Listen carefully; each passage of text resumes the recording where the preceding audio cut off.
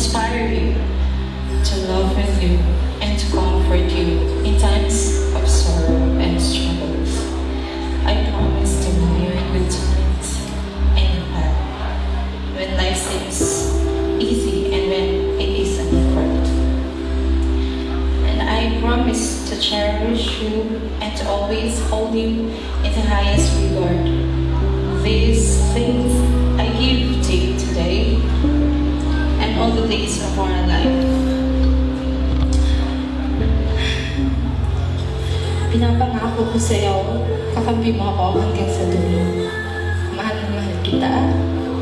Alam mo yan, at lalo na alam ng Diyos kung gaano kita kamahal. Ikaw ang binigay sa akin at buong puso kitang tinatanggap sa buhay ko.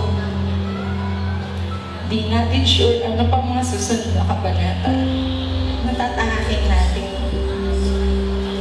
Pero isa lang ang sure ko, kasama kita tumanda.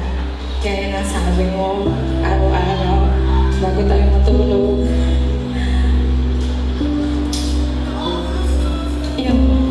Cheers to more good years and more dreams to come true with you as my husband. Jonathan, I love you so much.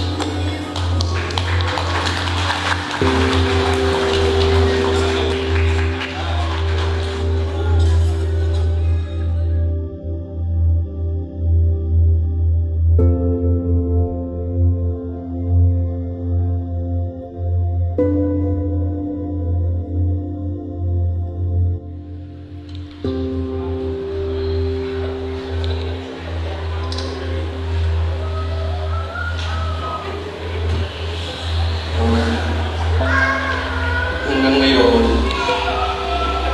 hindi pa rin ako makapaniwala na ako na makakaaway mo habang buhay.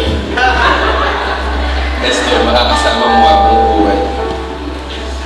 Tagal din natin hinintay. Pinangarap ang araw na ito.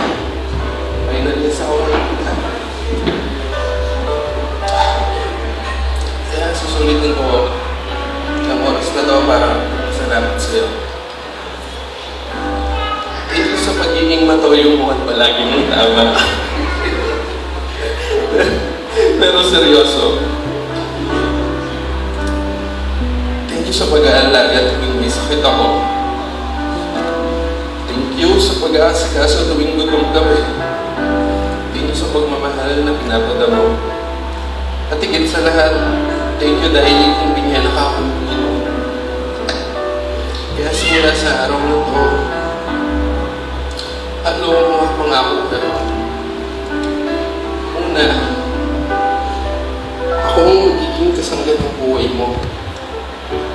Pangalawa, ako ang pakakasama mo sa lungkot at saya ng buhay ko.